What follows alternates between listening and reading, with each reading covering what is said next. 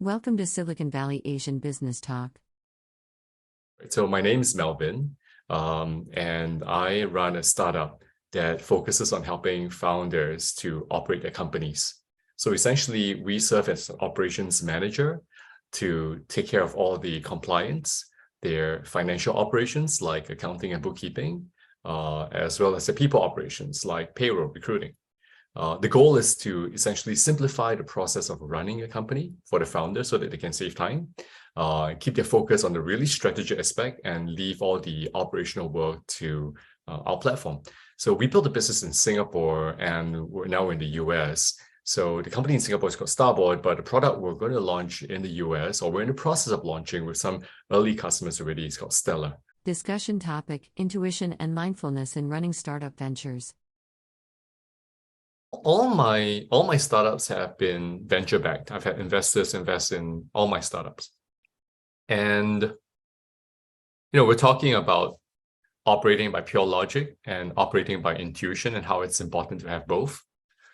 For me, I don't know if this is common for everyone, but for me, I found that it was hard to validate decisions that are intuitive, because how do you explain to somebody intuition? How do you explain to somebody, well, like, I hired this or I made this product decision because, I felt in my gut, right? It's hard to rationalize and explain that. But from my personal experience, like, intuition has been a huge lifesaver, has been a huge asset in decisions that I made, again, about people and about building the team. And I have one investor who's been very encouraging. And I asked him one day, I said, why do you invest in me? Why do you invest in the company? Right? He was one of our first few investors.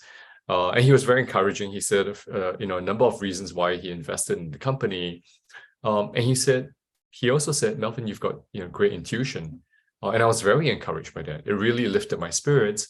But more importantly, it affirmed my decision to lean in on my intuition in some decision making, right?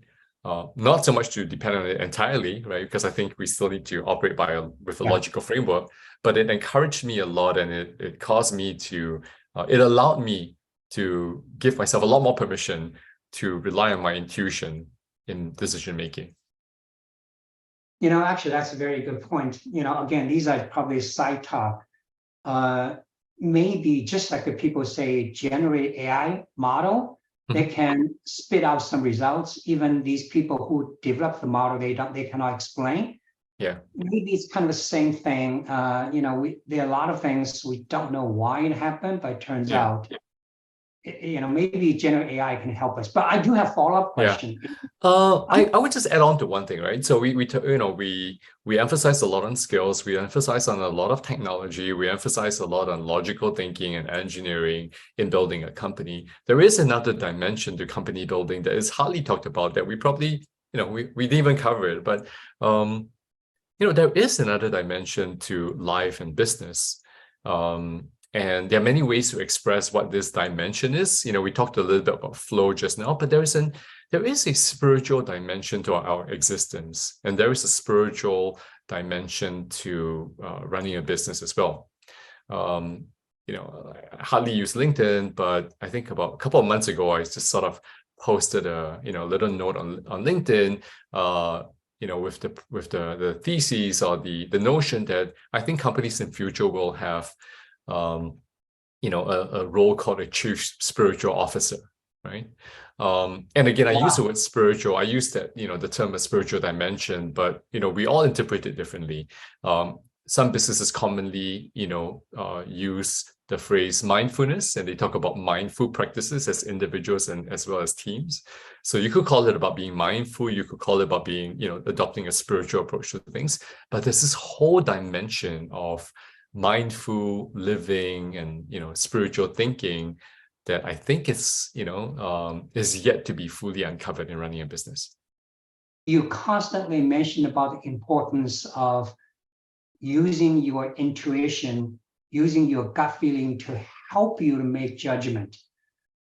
I'm asking, maybe impossible to answer question. Is it any kind of a shortcut is any kind of advice for young people to better develop their gut feeling? Just to accelerate it a little bit, or it's impossible. The only possible is experience. You have to go through the whole thing. That's my question. I think it's both. I think Then what do you do? I think there's a way to shortcut. There are many mindful practices. There are many ways to shortcut this. Mindful journaling. Every morning when I wake up, most mornings at least, I spend 20 to 40 minutes journaling. That's one, right? Taking walks. Sometimes it's harder these days. The busier we get, it's harder to take walks. But walks alone in nature, journaling, are ways to cultivate that. Talking to friends, talking to like-minded friends who also believe that there is this dimension to life. Talking to friends who are willing to sit down and not rush through things and take deep breaths with you and thinking deeply about things, and just being open to the notion that not everything operates in a logical framework. Being open to the fact that there are some things that happen to us that are meaningful and that can be very profound and leave an impact, but that we have no way of engineering on our own. I think that's one. So in a way, there's no way to force it. It's not like you can just download everything immediately or read a book and follow a checklist of 10 steps. But at the same time, there are also practices that can accelerate. And the more you practice, the faster you get to that point, I believe. Thank you for watching.